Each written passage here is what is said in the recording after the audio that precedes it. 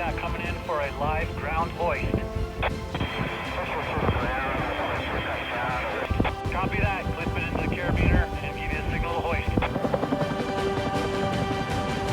Welcome to this edition of Behind the Badge. I'm Augusta Myers, coming to you from Wells Park Studio, and we are here today with the Bernalillo County Sheriff's Office Metro Air Support Unit. Thanks for joining me, guys. Hi, Augusta. Hi. Hi. Thank you. This is probably one of the most exciting things, the Metro Air Support Unit, and especially how all of it came together and the collaboration. So let me introduce all of you. First of all, we've got Under Sheriff Larry Corrin with the Bernalillo County Sheriff's Office, who is also the head of the Metro Air Support Unit, as well as the helicopter pilot. Lieutenant Dave Lujan with the Bernalillo County Fire Department's Air Rescue Task Force, and also Jason Williams, the director of the International Mountain Medicine Center with the University of New Mexico. So you're all basically rescue specialists and or paramedics in some form or fashion, correct? Exactly. That is correct, yes.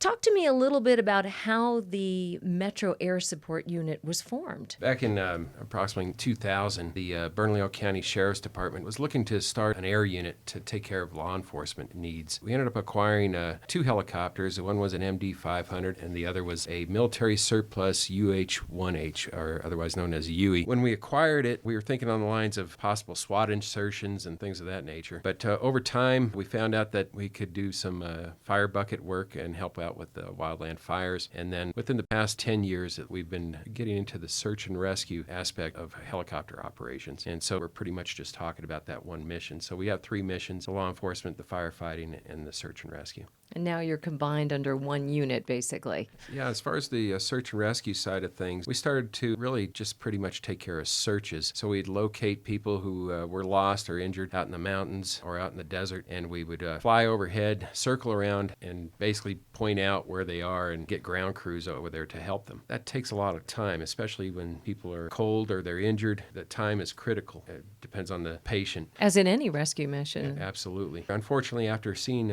actually some people die while we were circling around overhead, really the need became very apparent that we needed to look at some vertical external human cargo type rescues. And when you say vertical external human type, you mean actually going in there with the helicopter and extracting them? That's right. Whether it be with a hoist, which is basically a winch attached to the helicopter that's able to lower a hook with a paramedic down to the patient and pick up the patient, put them in the helicopter, or to use a short haul, which is basically rope attached to the bottom of one of our helicopters to perform rescues. Lieutenant Lujan, how did this form on your side of things? Back in 2013, currently now our Division Chief of Operations, Robert Rose, was a commander at the time and was approached by the Sheriff's Department. They were looking at developing this air unit, and just as Under Sheriff Corrin stated, we wanted to start putting actual paramedics down on the ground to start evaluating and potentially hoist these patients from their current location. So we were approached, and there was a selection of 5 of us, and now here we are going into our 6th year, currently doing what we're doing. That's right. So we're still flying around and noticing that there's some weaknesses in what we were doing. And so we were able to fly around. We started noticing a bit of a trend as far as people who were responding on the ground, who were highly skilled technical rope type people who were used to rappelling down mountainsides and picking up a litter and transporting it from a patient in a litter from one area to another. And so we saw some qualities there. Folks with UNM Reach and Treat program, which Jason is part of, and also with the Albuquerque Mountain Rescue Council or Consortium. So we started to basically reach out to those folks to do some cross-training because we saw the potential there to be able to work with them over and over again. So that's kind of what spawned this relationship with Jason and his crew. Not only are they technical mountain-type rescue guys, they're paramedics as well. And so we wanted to kind of work with them and kind of grow that relationship out. Sure. It sounds like combining forces has really worked. Jason, tell me about it from your perspective. Now, you're the guys who would go in on foot, scaling mountains to get to certain people, and now realizing that there's these crossovers in what you all do has been a real strength to bring them together. Absolutely. We started working with the Sheriff's Department probably about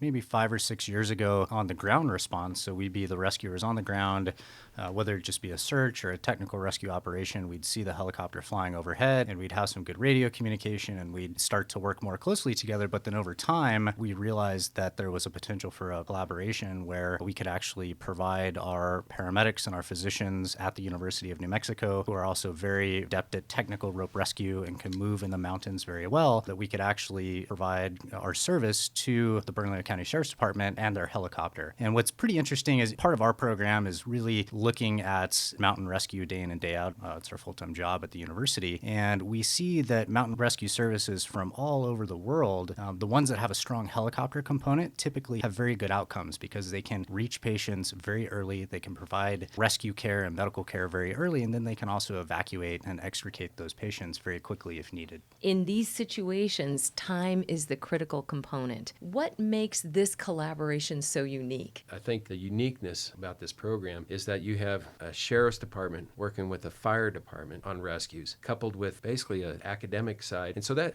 formula makes for a good collaboration, collaborative training, and it goes to bolster everyone's program. I think it's also kind of important to just mention that there's a balance. We don't hoist just to hoist, or we don't short haul just to short haul. Oftentimes it is a last resort, especially in those high risk situations. But we do want to mitigate all the risks as much as possible. And if that means mitigating the risk for the ground personnel as well by performing the hoist, we'll do that. Because there's always risk to ground personnel if they're having to move a patient around out of an area that's not too hospitable. And Jason, I'm sure you've been in those situations before. Absolutely. On ground rescue operations, they can be equally, if not more, dangerous and perilous as a helicopter operation. And so everything is a risk assessment. We think of risk as the probability of an adverse event happening and the consequence of what that might be. And then we decide as a crew on the helicopter how to mitigate that risk for the chosen rescue. And that could be to execute the mission by landing the helicopter or by performing a hoist rescue, or it could be to not take the helicopter out there at all and then potentially work with the ground crews to bring more support on the ground. And Lieutenant Lujan, how has it changed the way you've done rescues in the past? Well, it's definitely increased our capabilities, and each year we just find ourselves kind of progressing into different types of rescue techniques, and again with new technologies, new personnel that are coming along. This collaboration with UNM's team was something new for us, and really their abilities and the technical rope rescue aspect of it. A lot of times people have this idea that the fire department are kind of the experts when it comes to technical rope rescue, and in our case, with our department, that's definitely not the case. Especially when we start getting into those mountains there. We're kind of a jack of all trades. We have a good understanding of a multitude of things that we respond to, but when it comes to specific type technical rescues, the addition with Reach and Treat and their expertise coming on has just made our air unit that much stronger. So our confidence level has definitely improved, but any rescue that we take, we always have a systematic approach to whatever that risk may be. It's called a GAR assessment, a general assessment of risk, and we evaluate that on every single mission that we take. So it could be something as we consider benign as a sprained ankle. We're going to evaluate that, and some people may say, why would you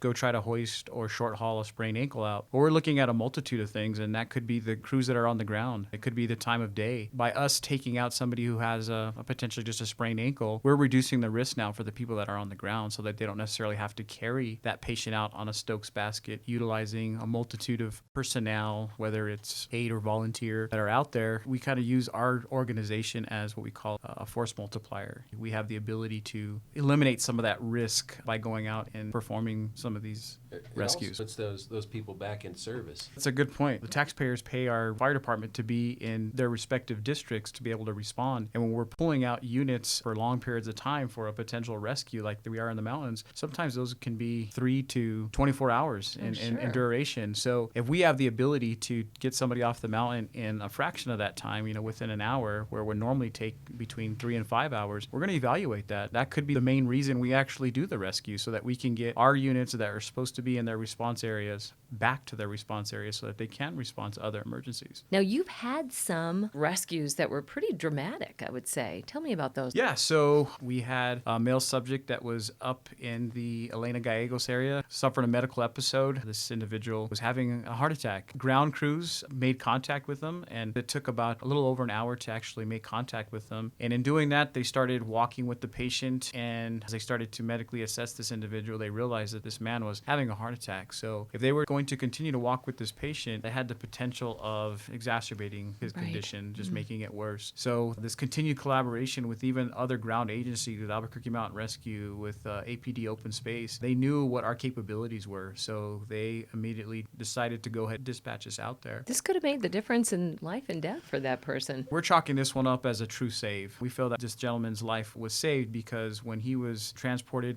they sent him directly into the cath lab, and he had 100% right-sided occlusion. Basically a blockage. Yeah, it was 100% blockage. And if he would have stayed out there for a significant amount of time, I mean, there's a high probability that he could have died out there. Wow. There's a lady, too, that we ended up pulling her off the Sandias, same area, and it was for a broken or sprained ankle. It really depends on the crews and what they're qualified to do and the time that they have to move somebody. But we went ahead and short-hauled her out of there. It's a very low risk for us as far as that rescue. When you say short-hauled, describe what that means. We can't land in these austere environments because of the trees or the rocks. Sure. We attach a rope to the bottom of the helicopter, which has a hook on it. We put a person in a harness and fly them into the area where the patient is and drop them, the rescue specialist off. And they assess the patient, may stabilize an injury, and then they package that patient. And then the helicopter comes back, lowers the hook on the bottom of the rope to them, and they hook up the patient to that rope, and patient and the rescuer get lifted off the mountain at the same time. That's a pretty dramatic picture you just painted verbally. So we're just hauling them from one area to an area of safety or an area off the mountain that there might be an awaiting ambulance, or in the case of the gentleman with the heart attack, a medical helicopter. There's a lot of collaboration that goes on. People in the community should really be thankful for all the services that are provided out there between some of the responders who hike up the mountain, to include AMRC, the Albuquerque Fire Rescue, the Albuquerque Police Open Space, of course the sheriff's deputies, and then the Reach and Treat folks from UNM as well. And then there's the ancillary folks too who help out, usually at the landing zones, other trailheads, and that's the Albuquerque ambulance. They'll be on standby, and we also have PHI helicopter oftentimes, and then really any of the medical helicopters that are in the area. Jason, let me ask you something. Undersheriff Corrin said a moment ago that one of the reasons that the need became more apparent was because of somebody who had perished on the mountain. And he had mentioned that one of the people was a friend of yours. That is kind of a personal attachment to you, not only to what you do professionally, but what you do personally. And that probably makes it even more impassioned for you. If you get into the mountain rescue, but more so into rock climbing, the other part of my life has been climbing and spending my time in the mountains. And it is dangerous. You're going into really, big high mountains like Mount Everest, or just up into the Sandia Mountains in our backyard, but there's still inherent dangers and inherent risk in the mountains. And unfortunately, if you kind of get into the community of rock climbers, at some point in time, you'll probably hear of somebody, or maybe even have a friend who happens to pass away from doing that activity that they love. Rescue is my passion. I've kind of built my career around it now, and it's really, really neat to see the sheriff's department and the fire department come together. It's interesting. I was just in Chamonix, France at a conference called the International Commission for Alpine Rescue, giving a lecture there. And, talking to some of the other air rescue organizations from across the world there, they were all, pretty fascinated that these three entities, an academic-based university, a fire department, and a sheriff's office could get together and really think outside the box and put this program together that really probably wouldn't exist in a lot of other places. And from what we can tell, this is probably the only program in the entire world that really has these various aspects and these different organizations coming together to provide this service. This is such a unique collaboration that I understand you've been getting some attention like that and some inquiries from not just locally or nationally, but worldwide. That's got to feel pretty good. It's nice to know that our program is being recognized that way. We actually had the team from Air Zermatt come here recently and spend some time with us, and they spent quite a bit of time with Jason and his crew learning about some of the rope work, and they've gone out to the Grand Canyon, and they came back here and we did an exercise with them. It's very training intensive, and it doesn't all involve flying in the helicopter. Oftentimes it's just coming to the hangar, kind of getting familiar with the equipment, finding out what you're going to have to work with. There's a bit of a mind shift that goes on between a paramedic who's out on the street driving around. When they start flying in the helicopter, they realize that they can't take a lot with them, and they have to start thinking outside the box. Lieutenant Lujan, tell me about the way you approach it now. I mean, you're part of this task force, so you've seen things evolve with the techniques that are used to rescue people. In any mission that we look at, there's a systematic approach that we evaluate everything. We weigh out all the risks that could be associated with it. Then we start analyzing the intel that we're getting from either ground crews or from dispatch, and we start trying to paint that picture while we're there at the hangar and start thinking about, okay, well, how are we going to approach this mission? Is this an area that we could potentially land? Is this an area that we're going to be able to hoist out of or short haul? Whatever the approach may be, but we try to make those decisions while we're there at the hangar, basically prepare the gear that we think we're going to need. But any type of mission, whether we're on a rescue in the street or we're in the air, the objective is if we have a stable patient, we want to keep them stable. We have an unstable patient, we want to try to stabilize them. A lot of that is determined with the intel that we get. But when we get on the ground, sometimes the intel that we had maybe wasn't as accurate. So again, when we get on the ground, the goal is to try to get them out of that situation as fast as possible. If we have a patient that is conscious and can follow direction and doesn't have any injuries that would require them to have to be in somewhat of a supine position, we're going to put them in what we call a screamer suit and get them out of there as fast as possible. So no matter what you decide in the hangar, it really is determined ultimately by what you see when you get to that situation. It is. So we've prepared our equipment. We call it a first out bag. And anytime we go down, we take that medical bag to include a screamer suit so that... Okay, stop right there because you guys have mentioned the screamer suit a few times and it sounds like something like you'd wear in a Halloween haunted house. So describe screamer suit so that people have a comfort level with it. It's not every day that somebody wakes up, they go on a trip and then find themselves being hoisted from the ground in midair into the helicopter. So you can imagine there's a host of emotions that go on with that. But that's its actual term. It's the Baumann screamer suit. What it is, it looks very much like a jacket. There's a component that goes in between your legs that attaches basically 3 rings together. Kind of like a harness. Yeah, you sit like you're in a hammock. To be honest with you, it's very comfortable. It doesn't inflict any kind of pain. It's just an emotional response that no different than somebody kind of riding a roller coaster for the first time and those screams come out. That excitement, like, whoa. Exactly. Yeah. In evaluating any one of these situations, the goal is just to try to get them out as fast as possible, just because there's a multitude of different risks that are involved when you're dealing with a hoist or a short haul. So it's stabilization, assessment, extraction, all with the goal of making sure that there's a good outcome with whatever the situation is. In any medical approach, there's a term called the golden hour. Depending on what the patient's injury is, you want to try to get them to definitive care within that hour. So we are always kind of trying to balance that, just knowing the onset of the injury. Is the patient getting better? Are they getting worse? And if they're getting worse, we know that golden hour is there's time constantly being eaten up. So that's always one of our goals, is to try to get them to definitive care as quick as possible, because we can't perform surgery out there. There's a lot of things that we can't do out on the ground, and there's a lot of things that we can't even do in the helicopter. The goal is to get them out of their current situation, that austere environment, get them to another helicopter where you can rendezvous and fly them out, or just fly them directly to a hospital location so they can get definitive care. I imagine that all of you have some kind of a debrief after every situation where you evaluate it and say, okay, what could we have done better? That's not true. We give high fives and then we leave. I'm kidding. You're like, okay, let's go get a beer. No, absolutely. It's a complex process that we always do after the mission. These debriefs are very important. The important thing for us, as far as our organization goes and the collaboration that we have here, is really to have these debriefs and share them with the rest of the group, because we're trying to constantly build that cockpit crew coordination within the helicopter between all those people who are involved, and kind of doing some situational role-playing of what could have happened, what did happen, how do we address different issues that we encountered. But we address all those issues and go through our assessment to see that we mitigated as much risk as we could and still were able to perform the mission. We're a multi-mission air unit, so law enforcement, firefighting, and search and rescue. So we're not sitting at the hangar waiting for a search and rescue call. We're typically doing law enforcement operations, and we're out flying around chasing bad guys. As many as 1,400 calls a year and over 400 apprehensions a year that we assist with. So that is our primary mission as a law enforcement agency. We're always ready to do the law enforcement mission. Those are very critical time-wise to respond to, because you're talking about people with a gun or knife that are threatening other people's lives, and we want to be able to stop that from happening. So we're equipped, for the most part, just to do the law enforcement mission. But when we have an opportunity to, and those search and rescue calls come in, that's where a lot of the ground crews, like the maintenance personnel, they're vital. The other rescue that we had the other day ended up being fortunate enough to have some maintenance personnel there, and all of our rescue specialists and the pilots train as well to reconfigure the aircraft.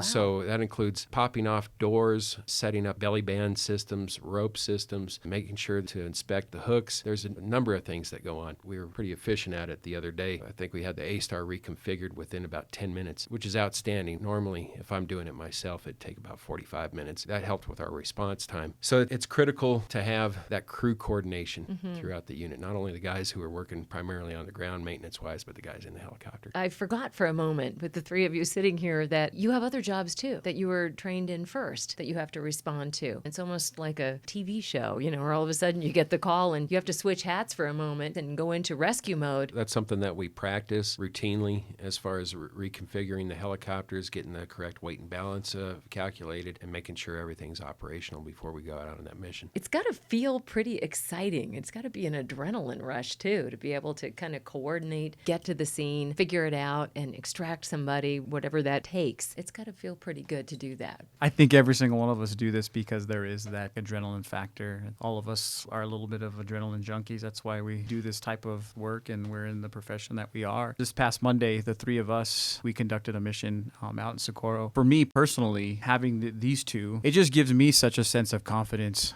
to be out there to do my job, because I know that when Larry's piloting, I never feel safer. Just such a sense of confidence. When I have Jason in the back with me, communicating with me, it just brings up our confidence level. And that's truly what we have with this unit. We have that amongst our entire crew. Again, what we do, there is a lot of risk in there. And part of why we do it is because we enjoy it. And again, there is that adrenaline kind of factor to it. But in any mission that we take, there's always a calculated risk. And I don't ever want anybody to get the impression that we just take unnecessary risks for the fun of it, because that's never the case. What I can say is after we are successful on a mission, there is quite a bit of gratification amongst each other. Just knowing that we were able to pull the mission off together is gratifying enough. I mean, take away the adrenaline component of it, just knowing that we're able to help people sometimes in the worst moment of their life. That's got to be a really good feeling. All the missions present some kind of a challenge. They're all very rewarding when we're successful and we're able to get through the mission and get through it safely. Sure. And recover somebody, or even just providing that information to ground personnel on where this person is. And sometimes that's the best option. Sometimes it is just flying in a circle and guiding the ground personnel to a patient and to get to them and say, there they are, and now it's up to you to hike them out. We've been going through this metamorphosis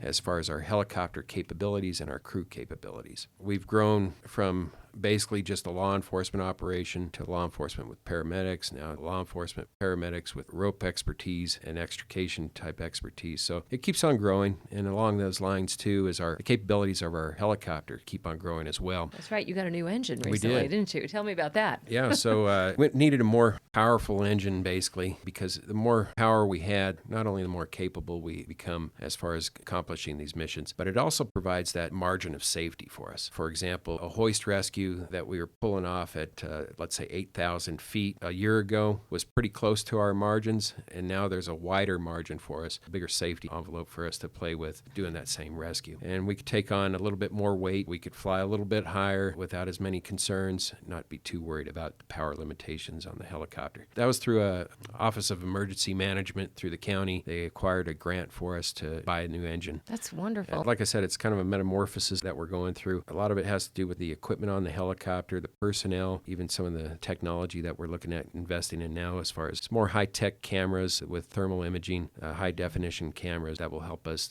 locate people who are lost and things like that. And I'm sure for you, Jason, there's a whole bunch of different exposure now that you're actually flying in a helicopter sometimes. For our program, we're doing it because we're very passionate about it. We feel it's the right move as far as progression of rescue services within Bernalillo County, but also within the state of New Mexico. It's also a nice feather in our cap of our faculty at UNM with our Mountain Medicine Center being able to be air crew on a search and rescue helicopter. With a lot of organizations, but UNM in particular, we wanted to see where it would go. So we kind of selected a time period this year of 3 months that we wanted to do a pilot project. So that consisted of UNM, Reach and Treat folks, and also Bernalillo County Fire paramedics and BCSO air unit personnel working on the weekends together. We found out that roughly the fall period, right around the time of the Balloon Fiesta, there seemed to be a little bit of a spike in search and rescue missions that happened here in the Albuquerque metro area. So we tried to staff the weekends, especially for those missions, and we had some success. We're going to be going over the results of that with our respective organizations and see if maybe it's something that we want to continue to pursue and maybe look at funding. Over this 3-month period of time, we actually had 20 different calls that we either actually flew out on and conducted the mission, or our unit was contacted to say, hey, are you guys available to do that? So the need is there. Right. And, that's one thing that we definitely want to educate the public and the community to know, that we are being utilized, and we are being utilized for not only the law enforcement component, the firefighting component, but the search and rescue component. And it was always one of the goals initially when we started this program, especially when it came to the medical personnel. There was typically only one of us back there and only one of us to get put on the ground. And then we'd either call for additional resources or we were kind of mitigating the situation by ourselves. Now with the addition of UNM's team, we've done something that we've always wanted to do. We have 2 medical personnel, sometimes even 3 with us. And for us, that's huge, especially when dealing with these potential medical issues or whatever the circumstances may be. The analogy I like to use is the toolbox. You have a larger toolbox to work with. You may not always use those tools, but at least you have the tools. It gives us the ability to do more. And also with the pilot program from the University of New Mexico side, we had to evaluate how many people we wanted to bring into this, and we chose a select 5-person group. 3 of those were paramedics and technical rescuers. Then the other 2 were actually full emergency medicine physicians who work as ER physicians at the hospital. So we actually also had the capability to deploy a physician into the field if needed, and they also provided some of the shifts on the weekends as well. So everybody has had a chance from that 5-person team at UNM to fly in the helicopter and attend one of these missions during that pilot project. Yeah, exactly, with a lot of training on top of that. I would estimate we're right at about 20 people directly involved with the air unit that have been trained up with search and rescue. That's a 20-person team that we have available to us. It's reassuring to know they're properly trained and ready to go execute these missions. I do want to kind of paint this visual image of what goes on. Let's say we get a rescue on top of the mountain. There's the pilot. There's might be 2 rescue specialists on the helicopter. We'll fly around. We'll locate the patient. One of those rescue specialists will rappel out of the helicopter with a rope down to the patient. We'll leave that rescue specialist on the ground to assess the patient. We fly back to another area. We end up setting up the short haul system, the rope on the bottom of the helicopter. That second one basically becomes the ground contact for any other emergency responders, such as the Albuquerque ambulance, any rescues, or another helicopter. They help facilitate that on the ground as well. So when we do pick up that patient from one rescuer, we deliver them to another rescuer. And so they're basically there to catch them. Getting there faster, doing things more efficiently, especially in situations where people are just hard to get to. I can't express our appreciation enough to the county manager, the county commissioners, and also Sheriff Manny Gonzalez on the Bernalillo County Sheriff's side, who totally supports the program. In fact, he used to be the sergeant of the air unit at one time. Oh, wow. And there's Chief Perez from Bernalillo County Fire behind the air unit. And I know there's personnel on Jason's side of the house as well, administrators that have signed off on what we're doing here. That's awesome. Well, thank you guys for joining me to talk about this. Lots to Thank look you. forward to, and certainly a good feeling to know that you're out there should anybody have that kind of a need. Thanks so much. thank you, Augusta. Thank you.